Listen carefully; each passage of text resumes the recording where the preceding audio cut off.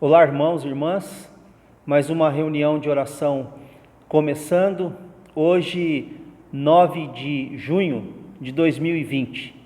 Sejam bem-vindos e que a graça de nosso Senhor Jesus Cristo e a paz do nosso Deus estejam sobre a vida de todos vocês.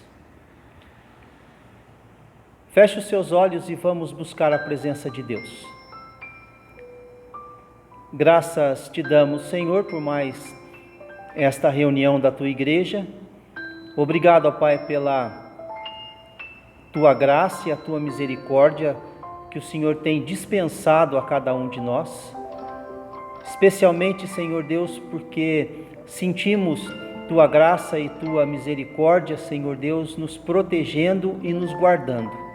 E rogamos que o Senhor continue a usar de misericórdia para com a vida da tua igreja, guardando, suprindo as necessidades, preservando a saúde e em todo o tempo, Senhor Deus, orientando pela tua palavra.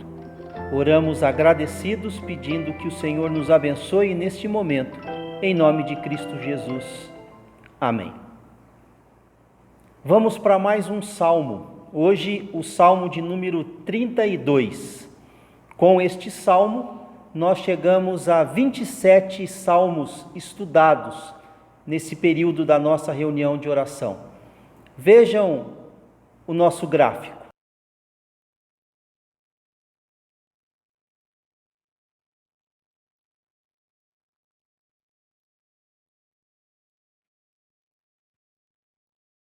Salmo de número 32, Salmo de Davi.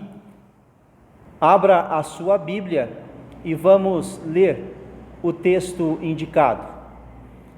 Bem-aventurado aquele cuja iniquidade é perdoada, cujo pecado é coberto. Bem-aventurado o homem a quem o Senhor não atribui iniquidade e em cujo espírito não há dolo. Enquanto calei os meus pecados, envelheceram os meus ossos pelos meus constantes gemidos todo o dia. Porque a tua mão pesava dia e noite sobre mim, e o meu vigor se tornou em sequidão de estio. Confessei-te o meu pecado e a minha iniquidade, não mais ocultei.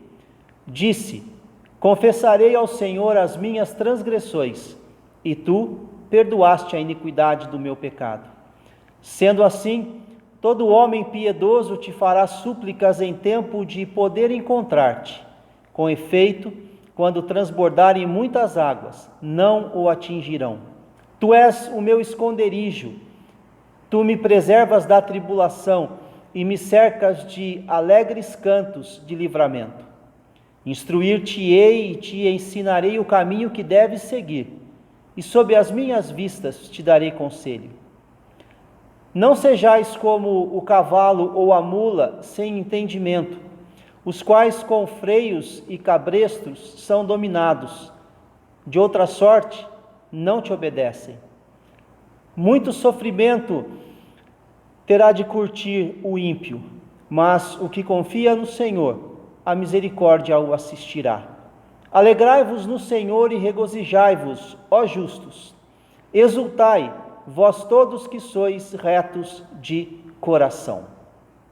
Confissão. Caminho para a alegria. Estar em estreita comunhão com Deus é a verdadeira felicidade.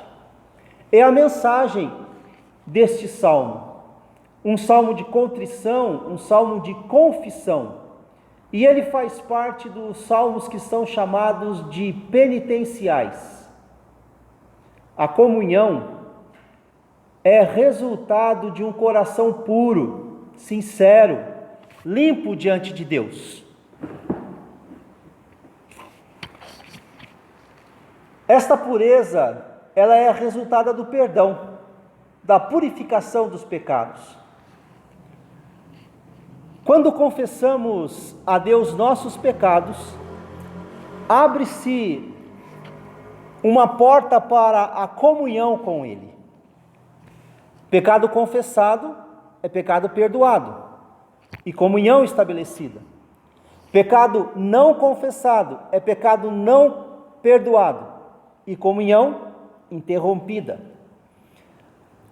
Vamos olhar para esse salmo, dividindo-o em duas partes e deixando os dois últimos versículos como sendo a conclusão de todo esse pensamento a respeito da confissão de pecados a Deus, que somos estimulados a fazer através da leitura e do ensino de Davi, através do Salmo de número 32.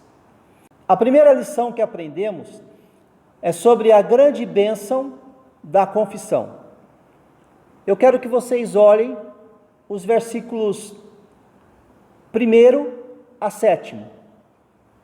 E vamos encontrar algumas coisas de destaque nesse versículo que nos encaminha para a felicidade através da confissão de pecados.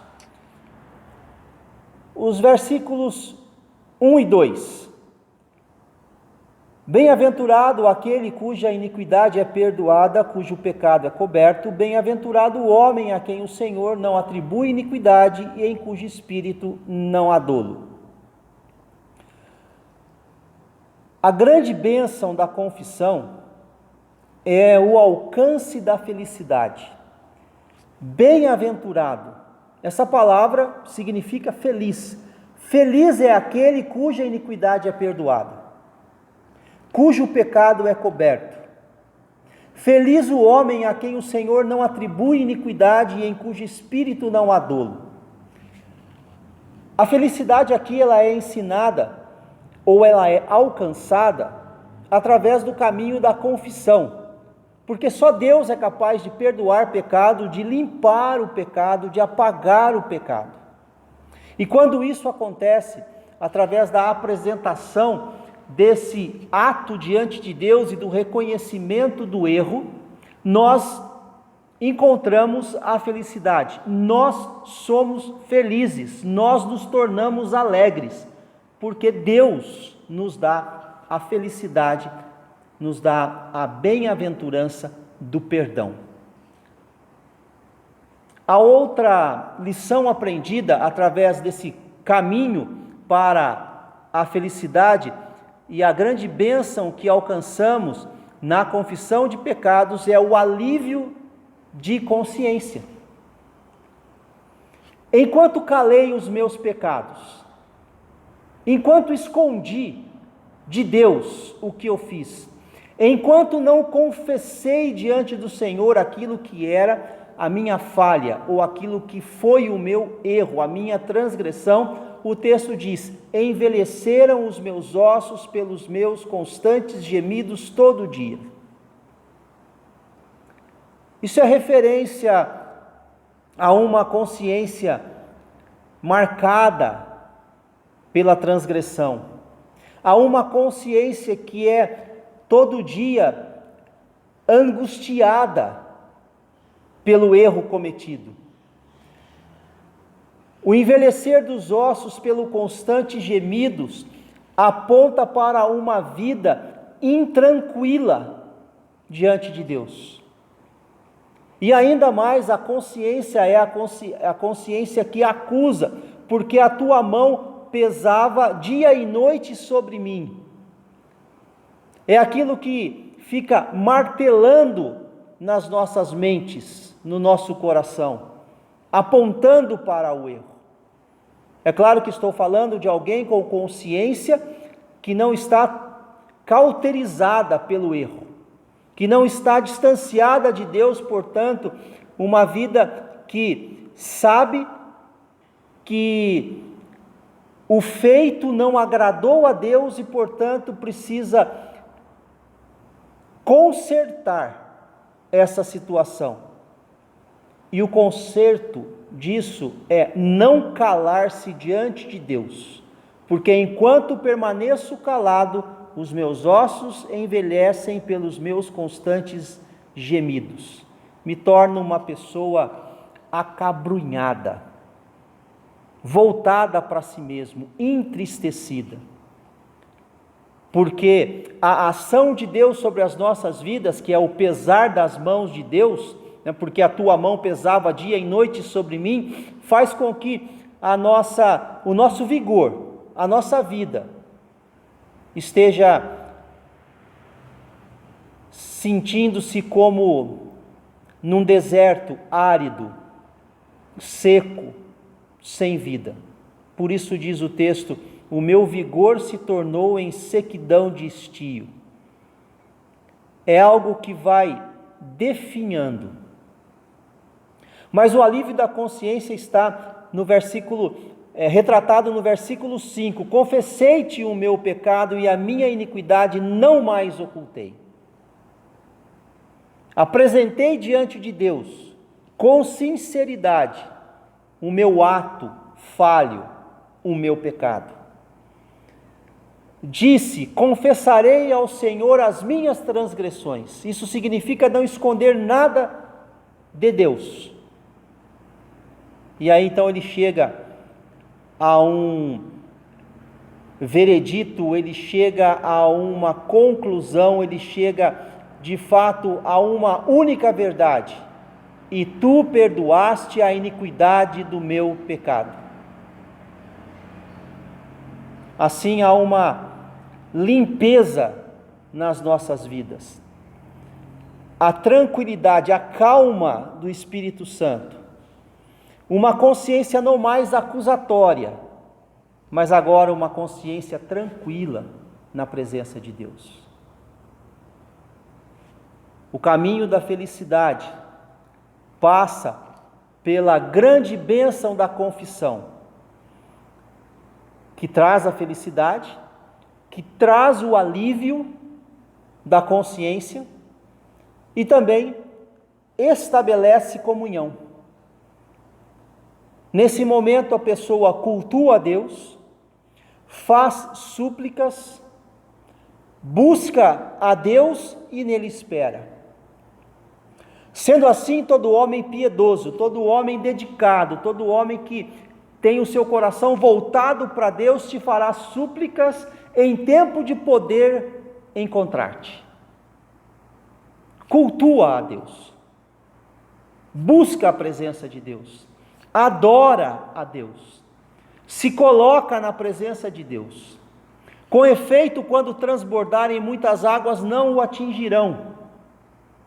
É o momento em que Deus cerca com cuidados, e todo o pecado tem resultado, e nós somos responsabilizados por esse resultado do pecado, e assim, quando transbordarem as águas, ou seja, quando essas consequências do pecado surgirem, não nos atingirão, embora sejamos responsáveis pelos nossos atos. Mas Deus, pelo perdão trazido, faz com que essas consequências elas possam ser enfrentadas com maior tranquilidade. Transbordando águas, não atingem. E depois vem o ato da espera em Deus. Tu és o meu esconderijo, tu me preservas na tribulação e me cercas de alegres cantos de livramento. É a comunhão restabelecida, é a pessoa agora na presença de Deus, cultuando a Deus, adorando a Deus, sem impedimento algum, porque a felicidade foi encontrada a partir da confissão do pecado, do alívio da consciência, do coração sendo tranquilizado na presença de Deus, e agora a pessoa, ela extravasa toda essa alegria, adorando e cultuando a Deus. Mas a confissão, que é caminho para a felicidade, não termina apenas num momento de culto a Deus, de louvor a Deus. Ela vai um pouquinho mais adiante, porque o caminho da confissão para a felicidade é o caminho da comunhão, que é a instrução. Vejam os dois versículos seguintes, os versículos 8 e 9. Primeiro 8. Instruir-te-ei e te ensinarei o caminho que deves seguir, e sob as minhas vistas te darei conselho. Porque quando nós confessamos o nosso pecado diante do Senhor, nós precisamos aprender que, como esse caminho não agrada a Deus, precisamos trilhar o caminho que agrada a Deus. E aí vem a instrução: instruir-te-ei e te ensinarei o caminho que deve seguir. O caminho da comunhão, o caminho da instrução é o caminho do abandono, da substituição daquilo que desagrada a Deus por aquilo que agrada a Deus, e aí então eu passo a ter novas atitudes na vida, deixando aquilo que desagradou a Deus e trocando aquele valor humano, aquele valor carnal, pelo valor da palavra de Deus, ou pelo valor do ensino de Deus, ou pelo valor ensinado na palavra de Deus. Eu troco os meus valores pelos valores do reino de Deus. Instruir-te-ei e te ensinarei o caminho que deves seguir. Por isso, então, eu não só confesso o meu pecado, mas eu abro o meu coração e os meus ouvidos para ouvir e aprender a respeito daquilo que Deus tem para me ensinar. Receber os conselhos do Senhor. Vou fazer uma afirmação apenas como forma provocativa. Se o pecar é bom, a comunhão com Deus é melhor. Agora, diga-se de passagem que pensar que o pecado é bom é um grande engano. Agora, que a comunhão com Deus é melhor, é a mais pura verdade. Por isso, ao confessar o pecado e sentir a necessidade da confissão, eu preciso aprender a respeito da verdade de Deus, daquilo que agrada a Deus, para que a minha comunhão com Deus seja estabelecida e a mais pura verdade seja vivida na minha vida. A comunhão com Deus é bem melhor do que o ato de pecar e quebrar a comunhão com Ele. Para que a comunhão se fortaleça, é preciso ser instruído. E aí vem uma exortação muito interessante, por sinal: não sejais como o cavalo ou a mula, sem entendimento.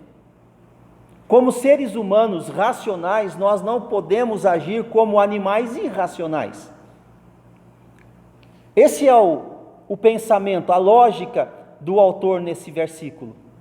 Não sejam irracionais, porque os irracionais, eles são controlados ou dominados por freios e cabrestos. Porque, de outra sorte, ou de outra forma, não haverá domínio sobre esses animais. E assim a exortação para nós é para que não estejamos sendo irracionais, mas tendo entendimento, não deixando que freios e cabrestos do pecado nos dominem, mas que sejamos orientados e conduzidos pela palavra de Deus. Pedir perdão ao Senhor pelos pecados é assumir o compromisso de obedecer aos ensinamentos, de ser instruído. E assumir o compromisso de ser instruído para que a comunhão seja mantida, eu não posso agir como uma pessoa sem entendimento, como um irracional. E ele conclui este salmo, os versículos 10 e 11, falando de um acontecimento, dizendo de uma realidade, para aquele que não entende o caminho da confissão. Muito sofrimento terá de curtir o ímpio. Quem não confessa se torna distante de Deus. Ímpio é estar distante de Deus, afastado do Senhor, pela condição da pecaminosidade.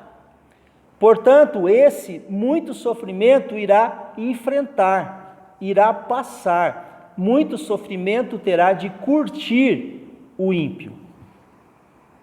Mas o que confia no Senhor, O que acontece com aquele que se coloca diante do Senhor, confiando nele e apresentando o que cometeu de errado na sua vida, buscando o perdão, a misericórdia de Deus? Aí diz: a misericórdia o assistirá. Ele será amparado pela misericórdia de Deus, ele será assistido, servido pela misericórdia de Deus. E a misericórdia de Deus, segundo um outro texto da sua palavra, é a causa de não sermos consumidos. E assim vem o convite: confissão, caminho para a alegria. Alegrai-vos no Senhor, regozijai-vos, ó justos, exultai, todos que sois retos de coração. Portanto, a retidão da minha vida não é algo que eu tenho inerente à minha própria capacidade de ser reto, de ser justo, como convida para que os justos exultem no Senhor. Essa circunstância não é inerente da minha vida, não é uma capacidade minha, mas eu sou justificado, eu sou considerado reto, eu sou colocado na retidão por Deus. Isso me faz lembrar um hino que cantávamos no coral da igreja há um bom tempo atrás, quando dizia para que Deus nos guiasse na retidão. Para que isso aconteça, o caminho é a confissão. Ser reto é avaliar atitudes, atos, pensamentos, ações e consertá-los diante de Deus, através da confissão, se for necessário, diante dos homens, a quem ofendemos com as nossas ações, para que também haja comunhão com Deus e com o nosso próximo. Esta é a realidade da misericórdia que assiste aquele que se coloca na presença de Deus, que assiste aquele que confessa os seus pecados. A misericórdia o assistirá, enquanto aqueles que desprezam o relacionamento com Deus, muito sofrimento irá curtir. Nós temos à disposição uma mina de alegria, uma mina de felicidade. E essa mina ela chama confissão. Ela traz a felicidade, ela traz o alívio, ela traz a comunhão, ela nos coloca na presença de Deus, que traz alegria para a nossa vida. Por isso a confissão abre caminho para essa vida alegre, para essa vida feliz, para essa vida de felicidade. E Davi, sabendo disso, diz que, confessando o seu pecado, restituir-se-á a alegria da salvação. Vamos, assim, fazer da confissão uma atividade constante em nossa vida, para que mostremos a alegria que o Senhor nos proporciona, a alegria de ser perdoado pelo Senhor. Seja bem-aventurado, seja feliz. Este é o Salmo 32.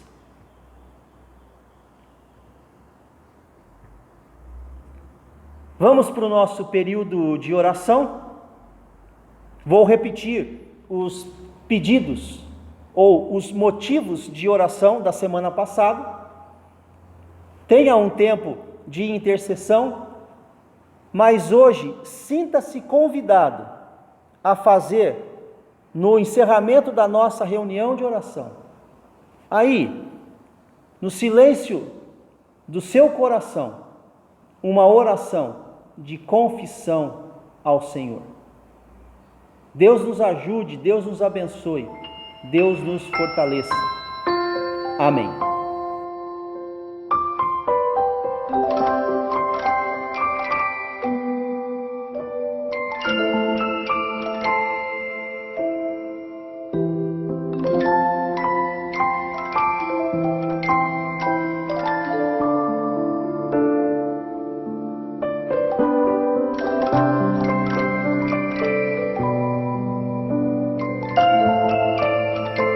Vamos orar encerrando este encontro.